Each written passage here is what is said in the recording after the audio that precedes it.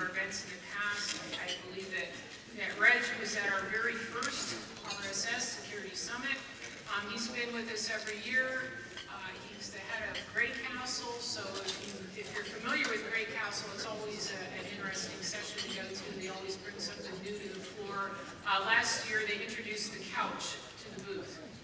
So there you have it, innovation.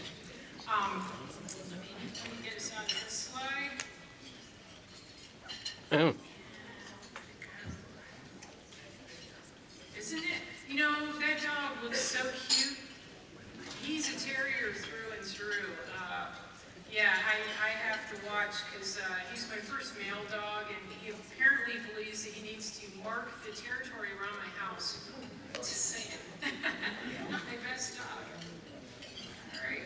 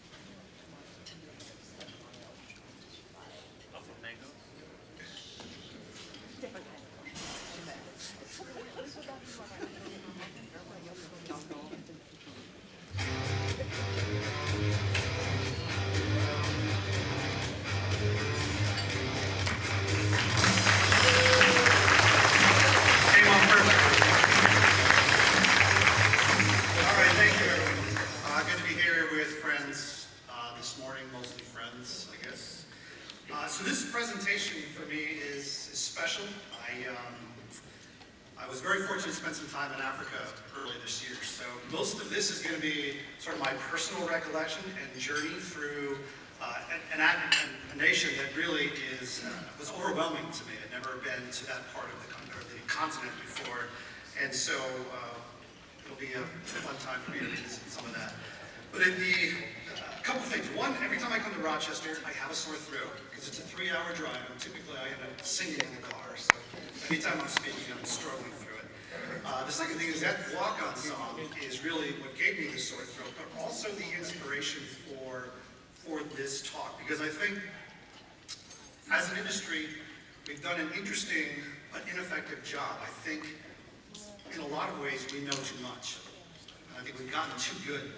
And I think it's a problem. I think when we get to the heart of this issue, really primitive security is what's actually working. When I spend a lot of time with organizations all over the country, and the stuff that actually seems to be working is very basic, it's very fundamental. And so my presentation this morning is going to be, how do we start to reconsider doing less or being not so smart and not so good at the kinds of things that we are doing today. And I think that actually could result in being more effective. Before we get too far, the opinions expressed this morning may be inconsistent with the opinions of any of my employers. So just keep that in mind, and with that I can say whatever the fuck I want. So Africa, beautiful, beautiful continent. It was just over 3 weeks. Route looks something like this. We started in Rwanda, capital Kigali, flew in there, actually 2 days before the 25th anniversary of the genocide. So it was a really interesting time to be there in a country that has come so far in 25 years. I'm guessing many of you have seen the movie Hotel Rwanda, and you know when you watch the movie, you get a sense of a third world country that is struggling with even the most basic constructs of social order and governance, and it's not that at all. Actually, we were really impressed, just blown away by how dignified and modern the country was. Honestly, the mobile cell phone service was stronger than what I get in my house.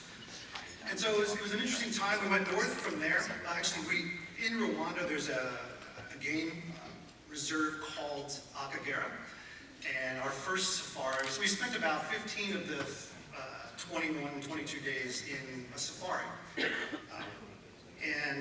Really the first time that we had seen animals, giraffe, lions, literally, elephants walking up to the vehicle. So it's a really interesting experience. We went north to Uganda, over to Kenya, down through Tanzania, and then out to Zanzibar as well.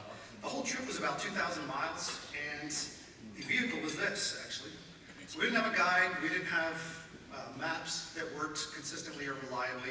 We just had a Land Cruiser that was a beast and withstood a lot of stuff. That's the tent we slept in a number of times, and that is not the worst mattress I slept on in Africa, but it was an amazing time. The simplicity of Africa is really difficult to describe. So this is the Serengeti, and when you come over, you're headed south from really sort of the nearest village. You come over this massive ridge, almost like the Grand Canyon. You start to look out over this landscape that is truly indescribable. So this is something we just stopped, took some pictures here. Here's us at the base camp of Kilimanjaro, and we didn't have time to climb it. I'm not sure I would have made it anyway. But just getting to base camp was interesting. It was a 10-hour hike, 6 hours up, 4 hours down, in nothing but torrential rain. I've never been wetter in my life. And that's our guides there. The one on the right has been to the top of Kilimanjaro 48 times. A couple of pictures, just honestly, the elephant are like deer over there. You see them pretty much everywhere.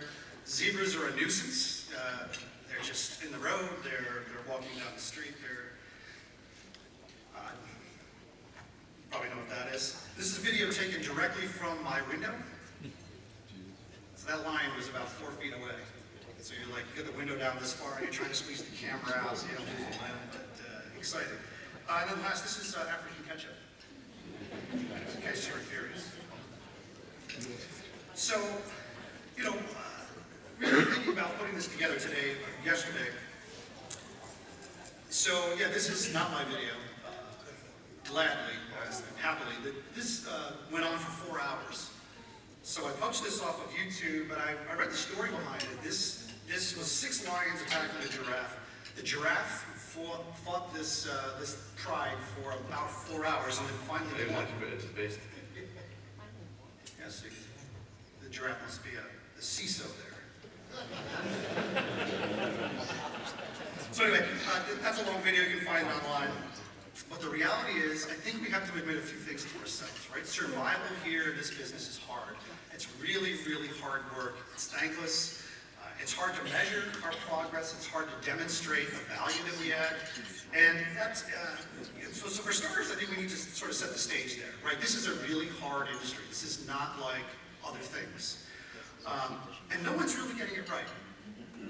Right? So you ask yourself some questions about what you think your progress has been. So if you need some proof, does anyone here feel like they're perfectly satisfied with the work that they've done, or the progress that they've made at their organization or with their clients? You get the sense that you're winning? Anybody feel like they're winning? Yeah. And if your organization today was hit with something undesirable, what would your executives be focused on? Would they be flocking to a single exploit that allowed ransomware to wreak havoc on your network? Would they be thinking about firing you? Or would they be considering this an opportunity? So we all struggle with the same things. So this is a difficult business, and I think that's important because there's a lot of hype to what we do.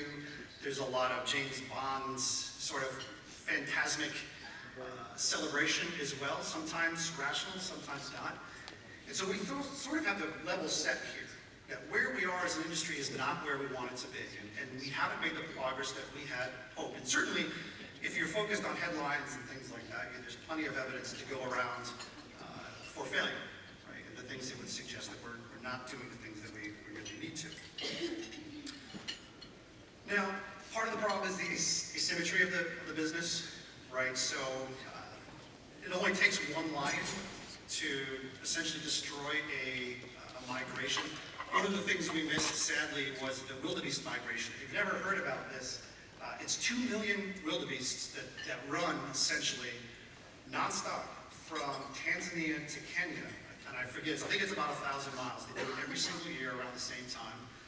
And obviously it's a feast, it's a feeding frenzy for lions and other predators. But offense is still way easier than defense, and we struggle with that, of course. But there's another problem to cybersecurity and the asymmetrical nature of this is that solution complexity increases exponentially with problem complexity.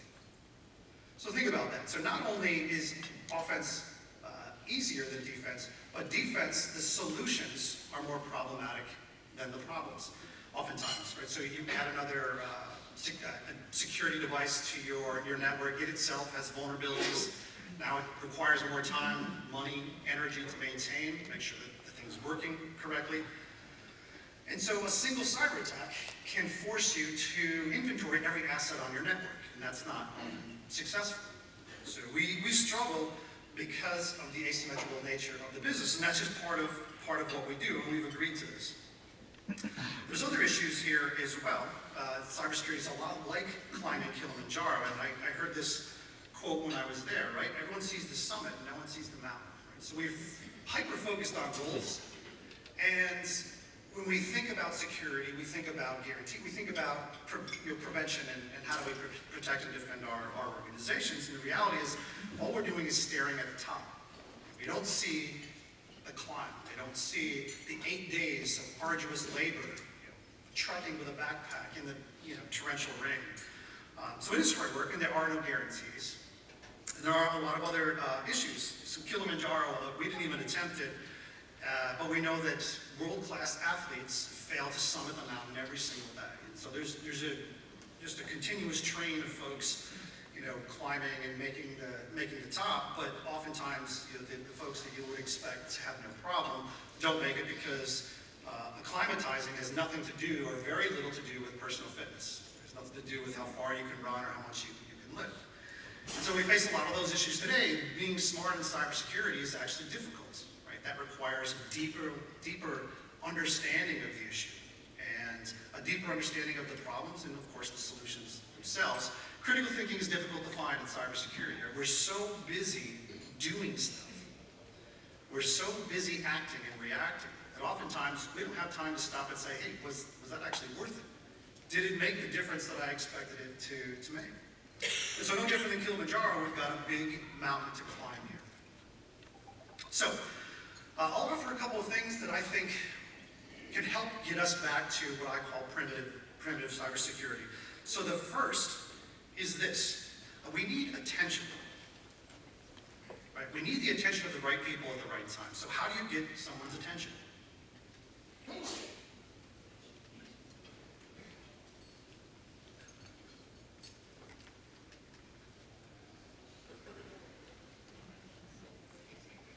Be quiet for a minute.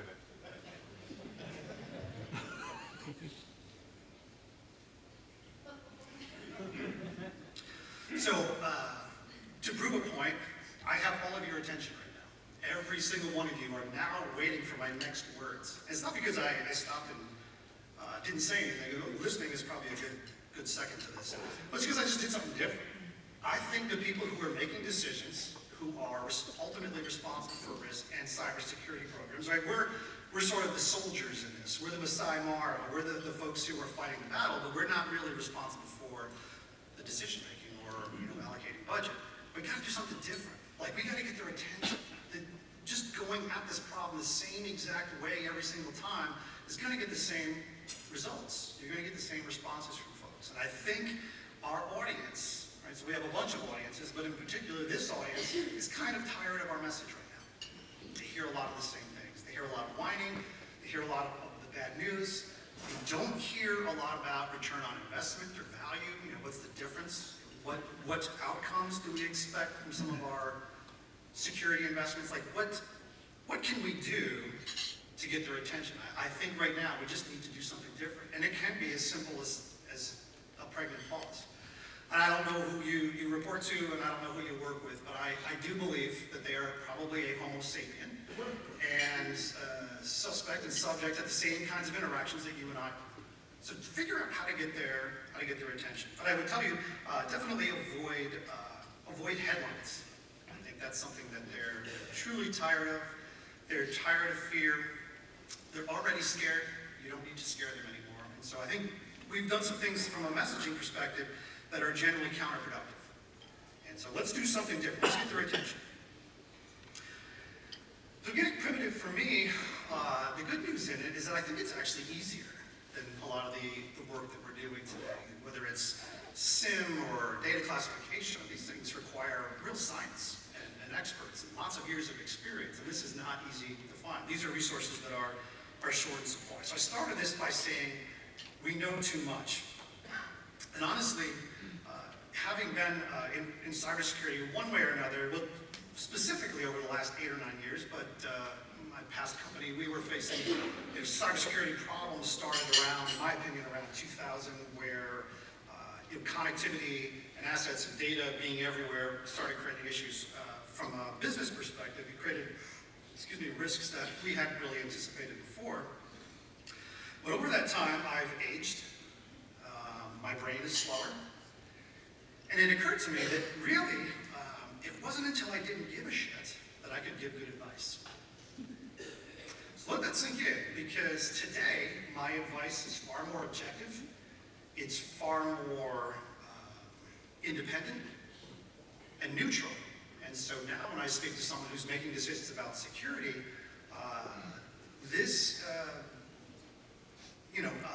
the fact that I'm neutral and I don't really have a horse or a dog in the race makes it easier, because now all of that human emotional element is removed. So when I used to come into a conversation emotional and passionate and driven and determined to convince someone of something that I believe they needed to do, that automatically created a defensive mechanism on the other side.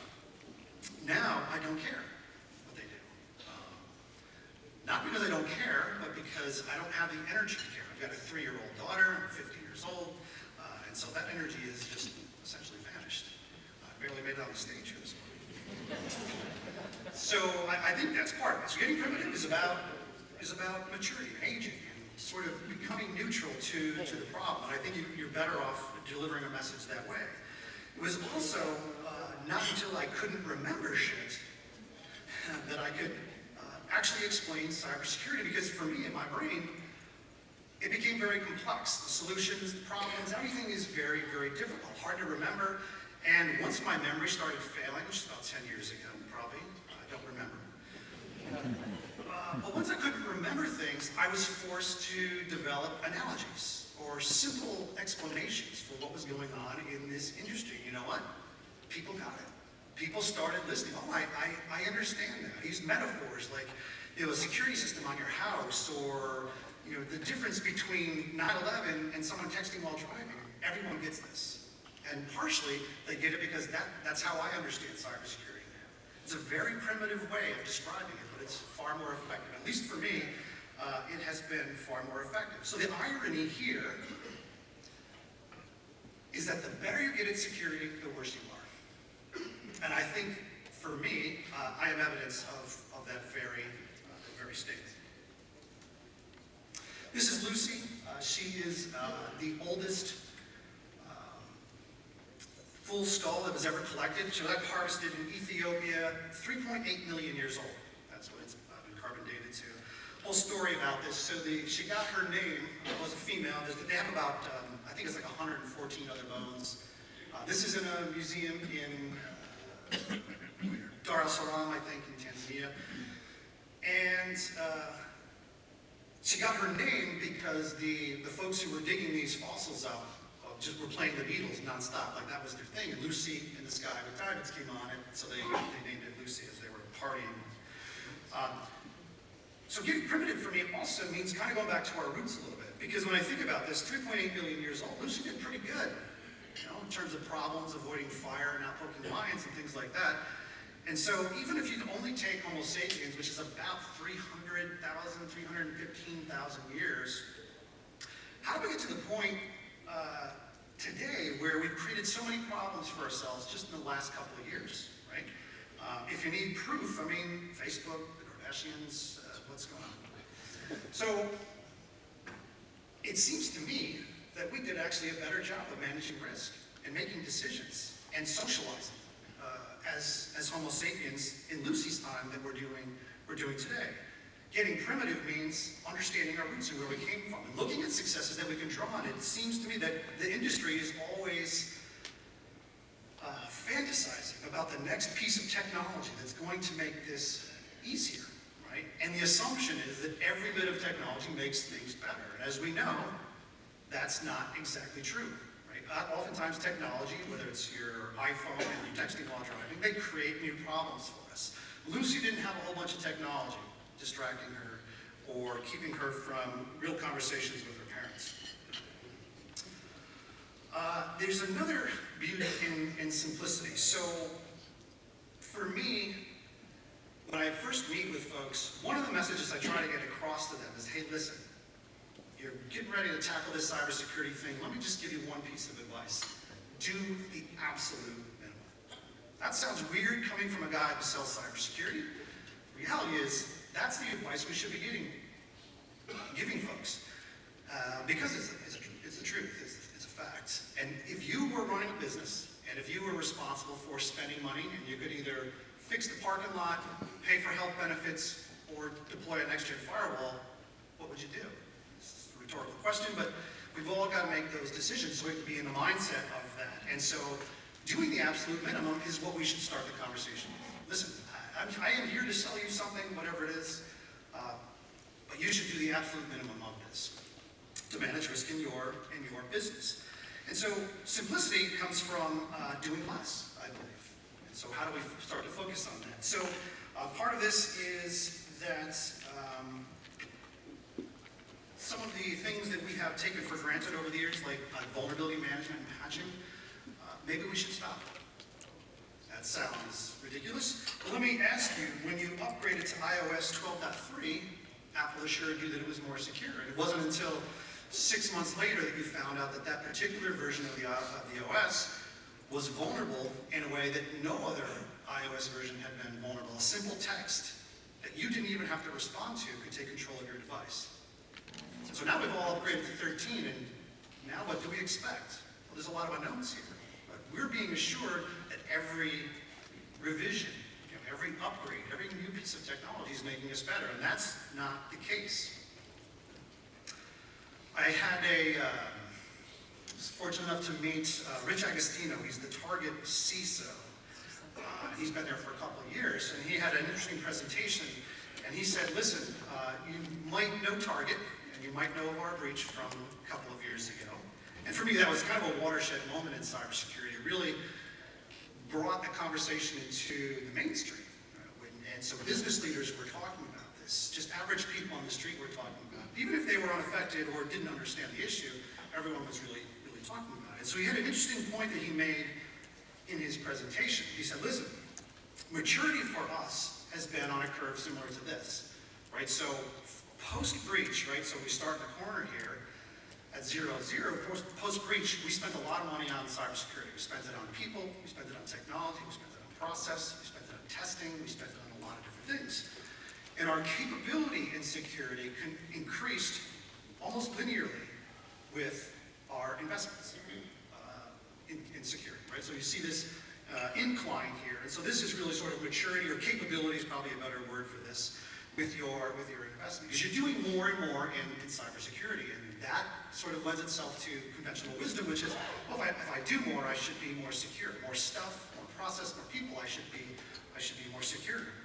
He said, but something interesting really happened about 2 years in. We got so good at security and understanding risk to the business that actually we were able to do less. And he said, listen, I do 2 things today. I encrypt everything from the moment a card is swiped or a chip is read to the end of the transaction. I encrypt everything as hard as I can, and I follow one threat actor in the deep web. And I listen to what this individual is talking about, because as the sort of kingpin of this particular crime family, they're the ones that are sort of retail experts, and they're going after retailers. I do 2 things today. That's where I spend my money. Everything else, I don't care if it works. It's not where I focus my time. I encrypt everything, and I follow a single threat actor in the deep web. So that really, the light bulb for me kind of went off. And I believe that we can prove this out, right? The better you are at understanding your data assets, your inventory, your network, your people, where your vulnerabilities and risks are, the more you can specifically focus on those problems. But what this means is you're actually doing less, right? So you've got to fight yourself, fight your way over this mountain here, this curve. But ultimately, your capability and your measurement of maturity may actually be how little am I doing in cybersecurity, and how effective is that, right? So that's not the, it sort of debunks conventional wisdom. I also take issue with the word maturity. A lot of us use that. There's maturity models, and oftentimes we're talking about maturity. It's not really the right word. Good example is I've got a lawn boy, great kid. He's my landscaper's son. He's just out of high school, whatever. Comes to my house pretty much every day, or the same day every week. Uses the same equipment, same tractor, same gas, same weed eater. Same pattern on my lawn every single time. That's mature. That's a mature process, right? It's predictable, it's repeatable, it's proactive. You know what? My lawn looks like shit every single time. Every single time. It's a mature process, right? It's predictable. I know it's going to look like crap, and I'm going to have to go up and rake, piles of grass off before it kills my lawn, etc. So maturity for me is, even if you look at some of the models, really what we're looking for is efficacy. Like how well does this stuff actually work? What's our capability here? So getting primitive is about capability in a way that you can do less. Right? So reducing your overall investment and increasing your capability. So predictability is really the goal that I'm looking for. That's what I'm going after. There are also problems, and I'll borrow this from Tony Sager from Center for Internet Security, the fog of war. Right? So as an industry, we've created problems for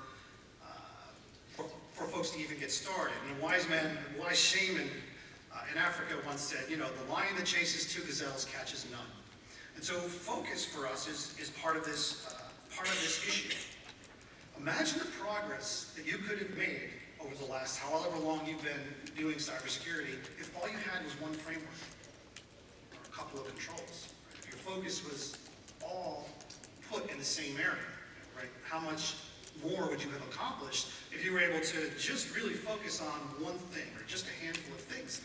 Right now, there's a dizzying array of places to start. And our clients, our customers, our prospects, they are facing the same conundrum, which is, now I've got so many decisions, I'm not really sure, I want to make sure I make the right decision, and so there's a little bit of paralysis to even getting started. So this idea of the fog of war has created challenges for us, because oftentimes we're a little bit at a loss as to where our organizations should start as well, because we're smart. We know too much. We know the difference between PCI and HIPAA, even though we may need both. We know the difference between compliance and continuous improvement in 27K. We know all of these things, and so now we're spending a lot of time just trying to figure out how to get through this thing, or how to sort of set out your roadmap. And one of the things that we were committed to in Africa was spending at least half of our days with no plan. We had some things that we knew we wanted to see. Obviously, we wanted to see lions attacking a giraffe, but we wanted to see nothing. We wanted to roll into a village that we had never been to with no plan at all. And I think part of that is the primitive nature that is needed right now. And getting back to some of these basics, picking one thing and just kind of going with it. Right? Just organizing it. So about halfway through the trip, probably 2 weeks in, we just wanted some American food. Anyone who's traveled, for any length of time knows that the McDonald's sign is like, clouds part, sunshine, beams in. So for us, we were just looking for something. So we rolled into, I remember this night specifically, it was kind of cool for Africa. We were on a sort of a rooftop deck with a music playing, and it was just a very, just a great evening. Small village, couldn't have been more than 5,000 people in this whole place. And so we rolled in, we walked up, saw the menu, and we were so excited that there was American food on it.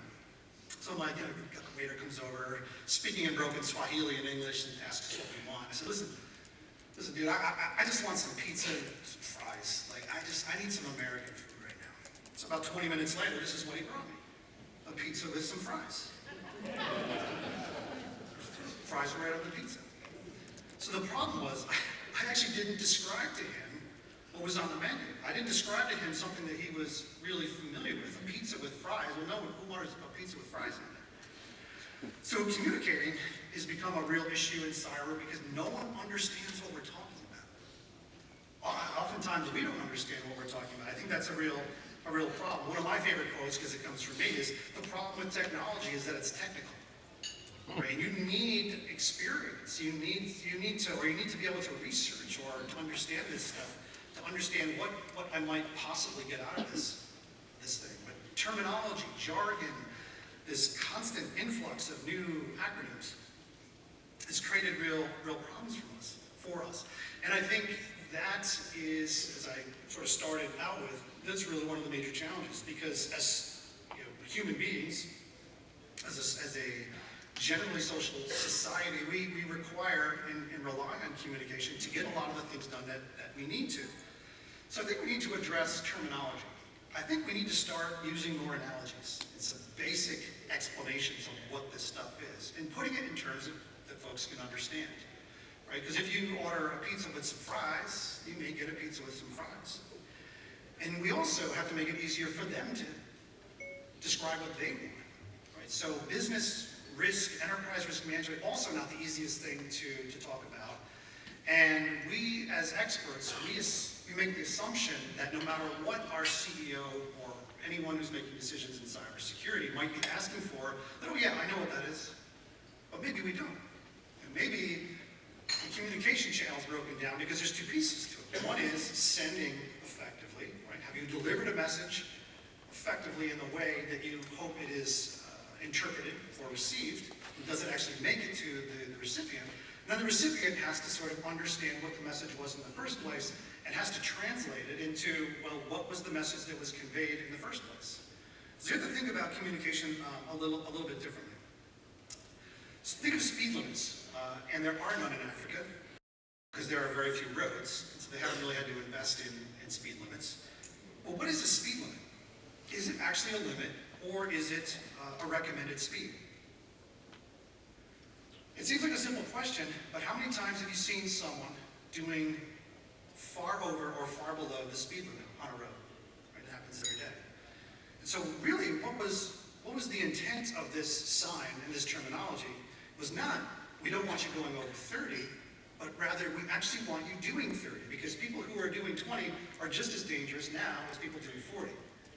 We didn't do a good job of understanding the recipient. Right? As a driver, I don't have a lot of time to figure out what's expected of me on this dirt road. And so we need to do a better job of relearning to communicate. I think that's a big part of success in cybersecurity, is really two groups, one who may be the experts, and two, the people who are actually paying for this or require this service. Trusting our instincts is something that we used to be very good at. Now we have GPS, now we have social media, now we have Google and the internet, and so everything is accessible to us. All information on the planet is accessible almost instantaneously to us. It doesn't mean it's a fact, that's a separate conversation, but it's accessible to us. And so instinct has become something that we often overlook. And I think as a human being, we are sort of gloriously pre-programmed to be good at managing risks. Think back to Lucy, who her subspecies survived for millions of years. Right? They figured out fire, they figured out lions and predators, they figured out shelter and core body temperature. They figured all these things out. And what they left us with was this amazing system of managing risk. And all of you do it constantly, all day, every day, whether you know it or not, including on the way to this conference. Right? How many of you, when you went into the garage this morning to get in your car, slid under and checked the brake lines? Or before you put milk in your cereal, just kind of sniffed it, tested it, ran a pH test on it? We don't do that because we have gotten actually very, very good at managing risk. All of that comes from primitive instincts. Right? It's not a system we set up. You didn't read a book on managing risk on the road. Certainly you haven't read in 30 years. So first, this is about instinctual cybersecurity. What feels right? And I love Bruce Schneier and the way he separates this idea of reality-based cybersecurity and the feelings of cybersecurity. And it's true that those things are very different, but I think we don't rely on our feelings and instincts enough. I think oftentimes our brain has processed this information for us. We're so busy on Google and in this SP800-30R4 that we ignore the stuff that we were pre-programmed with. So I think instincts are important. Here's a great example. You just kind of know what to do even though someone didn't give you the rules. Right? You also know when you violated the rules. It's amazing how that worked. There was no sign. I didn't read a book. I just kind of knew what to do with it.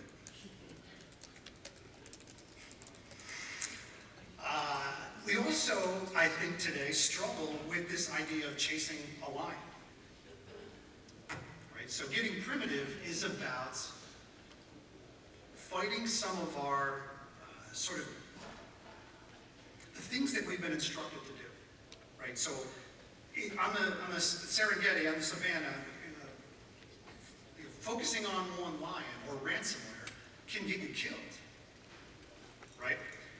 Focusing on threats will get you killed, and while you're watching the lions, the hyenas are sneaking up from behind them. I think right now, ransomware is a great example of how the entire industry, all of our leaders, pretty much everyone in cybersecurity is focused on ransomware. But if we're out looking for ransomware, guess what we'll find? We'll find ransomware, right? That's what we'll find. If you've got a flashlight and you're in a cave full of spiders, when you turn the flashlight on, you see spiders. When you turn the light off, you don't see spiders. And threat hunting, or this idea of threat hunting, I'll use that term loosely, the problem like that is just like all other hunting, which is mostly just standing around and freezing, shivering, right? It's not productive time. So for me, this is really about getting back to primitive survival. How many of you have ever gone out and gone for a run for your diabetes? Or eaten a salad for your hypertension? Well, we don't do that.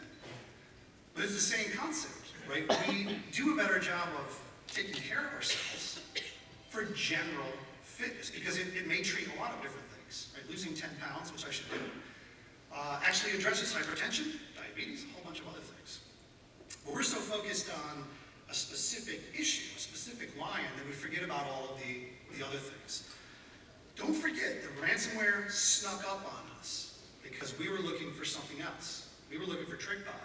We were looking for banking Trojans. And then all of a sudden, here we are in a situation where ransomware has just wrecked things. Because we were looking for a lion, and now the hyenas are on top of us.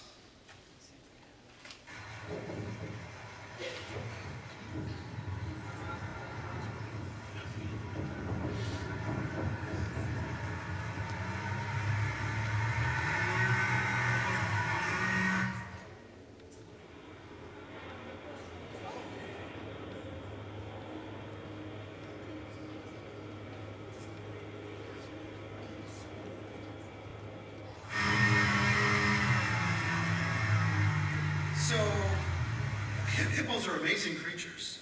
If you've ever seen one in real life, it's really just awesome to behold. But hippos don't swim. They actually run on the bottom. They're so heavy and so strong that they can keep up. That was a boat moving at top speed. But what you may not have realized is that hippos kill more people in Africa than all other animals combined, including mosquitoes.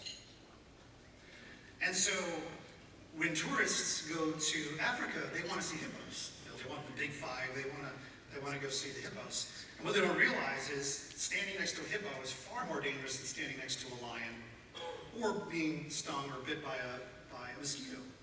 So part of our challenge is knowing who the real king of the jungle is, because it's not lions. Yeah, we spend all this time thinking about lions, and obviously there's some fantastic footage out there of lions doing amazing things. But hippos is really who we should be afraid of. So what does that mean for us? Is it really ransomware, or is it our own decision-making process? Right? Is it a critical vulnerability in our finance and accounting package, or is it, Dave from IT who just can't stop clicking links? So part of this is getting past the hype and hysteria of cybersecurity, because a lot of what we have come to know or expect is actually flawed information. And a little bit of research will help you figure out, well, what is it I should actually be doing to figure all of this out. Okay, so you've heard many times, it's often the start that stops most people. So for us, the challenge now, and what I implore you to consider, is thinking differently about this, right? And approaching the problem and the solutions and the people and communications, lots of other things, differently. But it's about starting, right? It's about starting that journey. When we got off a plane in Kigali, there were machine guns and my drone was confiscated literally within 5 minutes. It's like a big thing. I guess what's happening in a lot of the game parks is that poachers are using drones to spot elephant and other ivory and other things that they would ultimately end up poaching. And so drones, the security for drones in Rwanda and other places in East Africa is just it's amazing how much. They had a specific scanner that looked for drones, and every incoming bag has to go through it. Walk through it in the customs line, a massive TV wall, and it's just flashing, no drones, and that is, so it's pretty interesting. We have to get started on a different journey, I think. We have to be courageous enough to start down a different path. Take an adventure like going to East Africa really was. So dealing with frameworks, dealing with clients, vulnerabilities, the risks that we all face. There's a lot of stuff going on, a lot of balls in the air. But I think we should let all that drop. I think we should stop that. I think we should go back and really think critically about what's worked, how we can approach this in a more primitive way, relearn to communicate, and start to do this more fundamentally. Now, I have some suggestions. So these are actually real suggestions. So much of my talk has been ranting, but this is actually something that makes sense to me. So there's really 3 ways you can approach cybersecurity. There's what you should do, there's what you must do, and then there's what you can do. So let me talk a little bit about this. The first is what you should do. Typically this comes from, NIST 30, 38, 27005, a lot of the risk management frameworks that require you to know your assets, vulnerabilities, threats, likelihood, impact, frequency, cardinality, volume, all of these fun things, which most of us, including myself, have no idea how to do really effectively, consistently. But it's important, right? Understanding risk is truly important. And many of us are preaching this idea of risk management as a way to focus and prioritize, right? So how do we start this journey? Well, it would be nice if we just had a top 10 list that were in chronological and priority order. Well, that seems to simplify things.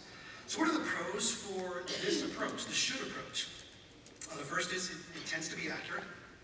Right? If you do it well, assuming that you do it well and you really understand what your assets are, and you've got folks who understand risk, and you're religiously following the process, which generally works, right? It tends to be more accurate than taking a guess.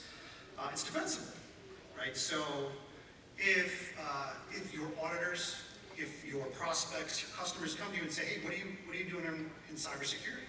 Well, the product of a risk assessment is something that you can put in front of someone and they say, oh, okay, I got that. Makes sense to me. This 30 is well established, 27,000. It's defensible, and that's a big part of cybersecurity today, is can you defend your decision making?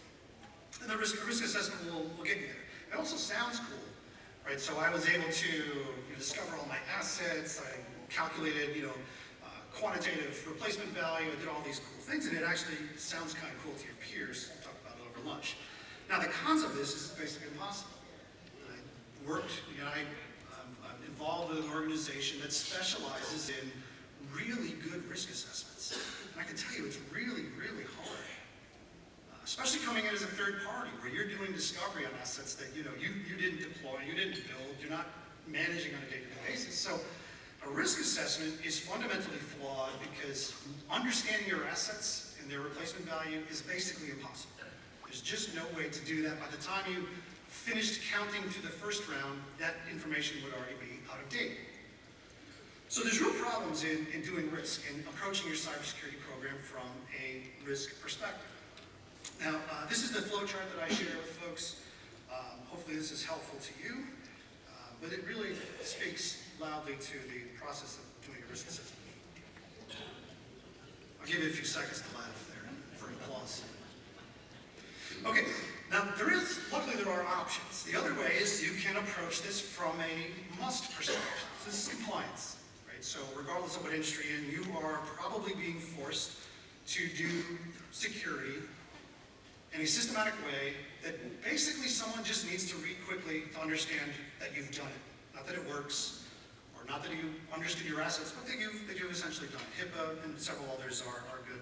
Even NIST 53 is more of a compliance than a risk framework.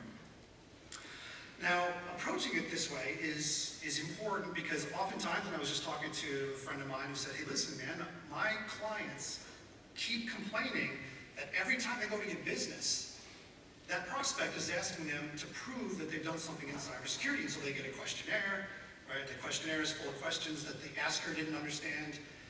The filler-outer, puts some answers in there, and the answers they didn't understand, and then they send it back, and the responses go back to the asker, who also doesn't understand the responses. But it's a system, and we are here, and we understand it. There's some pros to this, of course, too. It's way easier than a risk assessment. I mean, even if there's some real non-prescriptive language in HIPAA, we can go back through precedent and look at things that have met auditability and done some other things. So it is auditable, right? You can go back and you can defend your process for assessment. General compliance is binary, so it's a little easier. And it looks cool. It doesn't sound cool, but it looks cool because now I've got all these nice checkboxes that I can hand out to my prospects, I can hand to my board, I can hand out to anyone who asks me. It looks cool. It looks great. Now the cons are it's basically useless. Right? So as most of you will attest, checking boxes doesn't really, there's no correlation between compliance and security. And that I'm not going to beat because that we have discussed in many circles. The reality is it's really difficult to demonstrate value, capability, efficacy, and management of risk through just going through a bunch of compliance exercises. But then there's a third. So today, I work for an organization that really focuses on this area, which is what can you do? We've sort of cornered the market because capability, which is the other, right? So you have risk, compliance, and capability, makes a lot of sense to folks. So what can I actually do? In many organizations, I'd say a significant percentage of organizations who are doing anything in cybersecurity really start here, which is just getting smart people together that kind of know the business and saying, well, what can we do, or what have we been doing? And should we continue that? Some pros to this, of course, it's way easier than either of the other two. This is sort of a natural starting point. We get it because, well, this is something we're familiar with. There's not a whole lot of discovery. There's also lower friction. So I talked about just starting the adventure, starting the journey. Well, this may be something that you're already doing. This may be the way that you've approached cybersecurity for years, and so it's sort of frictionless. It just kind of happens for you. Now, but there's some cons, is that it's not cool at all. There's nothing cool about approaching cybersecurity from a capability model, and it's basically negligent. Right? So what we risk approaching cybersecurity from a capability perspective is you've left it up to the decision makers to establish whether or not I can do cybersecurity. And if I just say no, well, am I off the hook? And so we risk creating a standard of negligence. Now, what if we put all of these together? What if in some of our practices we considered risk because we have a better understanding of assets and value and vulnerabilities and threats and things like that. And then we combined it with compliance requirements. So we generally understand PCI, it's a little more prescriptive, and then we combine that all together with what we actually have the capability to get done. Because the top two don't matter, the right two don't matter, and the left two don't matter if the other two if there's no consideration for the other two things. But there's a sweet spot here in the middle, right? So if you Venn diagram this out, right, these things overlap because actually some of the things you can do will get you a checkbox. And actually, even if you can't prove it, it might manage risk to an acceptable level. And maybe some of your compliance checkboxes actually are possible. Or if you've done a risk assessment, they start to overlap. The results, your priority and focused list, look a lot like some of the checkboxes. You can defend yourself that way. So consider doing something like this. This often gives rashes to the security purists because, I don't know, it's not a system, there's a lot of gray area in here, but I think this is going to be more successful going forward rather than considering or letting your organization follow one specific path. One of the things I learned in Africa is I really like baklava. You guys ever had this? Now the problem with this is another conceptual flaw in cybersecurity because I go to my doctor every year, I get a checkup. Every year he says, hey man, good to see you. I literally had the same general physician for about 30 years, ever since I moved back. And every year he says the same thing. Dude, you're still 10 pounds overweight. I'm like, work's busy, working long hours, playing with my daughter, big boned, whatever. He says, listen, if you don't do something about the 10 pounds, you're going to be at higher risk of a heart attack. And that makes perfect sense to me. I kind of get the correlation. We've seen plenty of studies, and certainly enough studies, to really prove to me that that is something that's going to be important. The problem is where he goes next, which is, dude, you got to lose 10 pounds. You got to lose weight. And lose 10 pounds, because that'll get you to your sort of basal range where we as Americans find you acceptable. And I found this awesome gym. It's CrossFit. You do a little bit of strength training, a little bit of cardio. You get into juggling ropes or whatever it is. I haven't been in the gym in 30 years, so it's obviously. So that's where he went wrong. So I spend a lot of time in election security these days. I run the ISAC. Part of the issue with things like DEF CON is that the same people who discover vulnerabilities also think it's their job to fix stuff. Right? So we step out of our lane way too often. That's not their job. Researchers should focus on discovery of vulnerabilities, but these people, some of them are right out of high school, have never run an election, or a business, or an IT department, or run anything other than maybe a paper route. So how could they possibly understand the complexity behind the decision-making that goes into deciding which vulnerability am I going to address today? My doctor has the same issue. Telling me I'm overweight, telling me to lose 10 pounds, and telling me how to do it, those are real problems. And we do the same thing in cybersecurity every single day. Telling me I'm overweight, it's not very motivating. It doesn't make me want to go to the gym. Like, motivation comes from here. Like, I look at myself in the mirror and I'm like, dude, I'm 10 pounds overweight. And if I want to live a long, healthy life with my daughter, I better do something about it. Telling me that I should lose 10 pounds, that's my call, right? Because losing 10 pounds is way harder than losing 8 pounds, and I'm not sure that 2 pounds is worth it. But the worth it, that's up to me. That's not up to my doctor.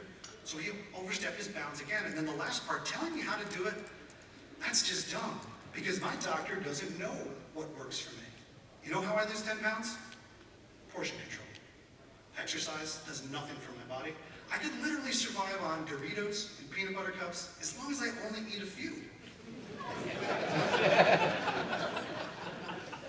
And if I went out to run after eating peanut butter cups, it would have no residual improvement.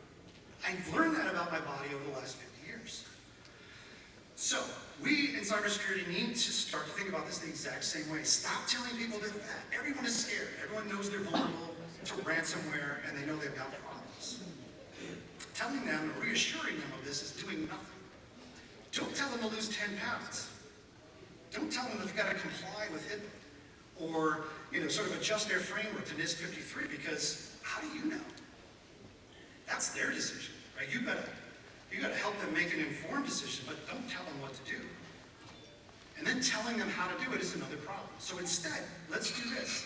Let's educate people, decision makers, CEOs, boards, on what cybersecurity means in primitive terms, basics. Right? You either outrun the lion or you don't.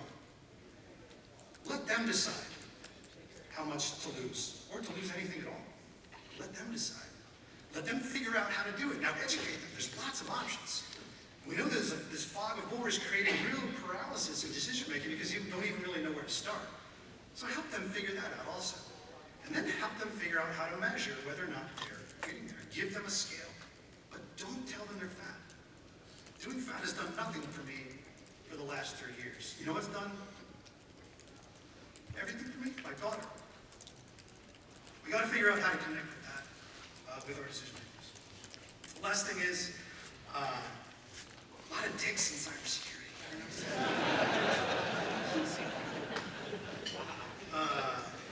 Charity, compassion, empathy, being a good human being, that is real power.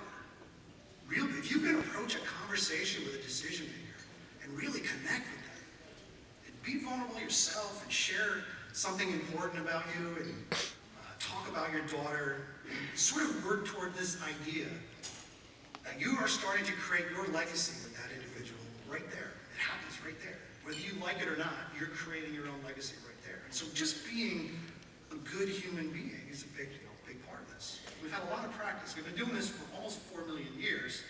We haven't quite perfected it yet, and I think cybersecurity, we have a little more work to do than the average industry. Leave you with a final thought here. Sometimes this is ugly, and it's really hard.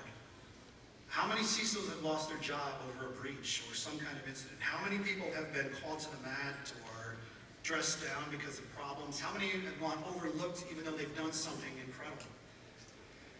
We got to be in this for the long haul, right? I love this quote. Everyone wants to be a beast until it's time to do what beasts do. It's time. This industry is just ripe for revolutionary change. Think about what we have done, what we have not accomplished, despite the investments, increasing budgets and visibility, and all of the things that go into success. We've done it all. We've checked all of those boxes, and we still aren't where we want to be. We're not satisfied. We're not showing value. We're not demonstrating progress. We're sort of just still struggling because it's time for beast mode, and maybe we're not ready. So that's the thought I'll leave you with today. I challenge you to consider some of this sort of primitive thinking. Go to Africa, enjoy yourself, have a great time. Thank you for your time today. See you. I'll be hanging out outside somewhere.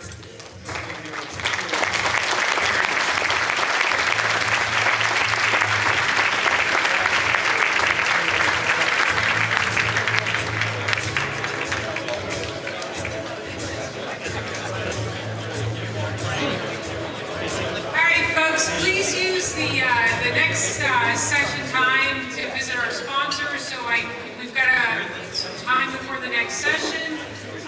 Stick your head out the door. Enjoy the view from the terrace if it's not raining. Guarantee it's wonderful.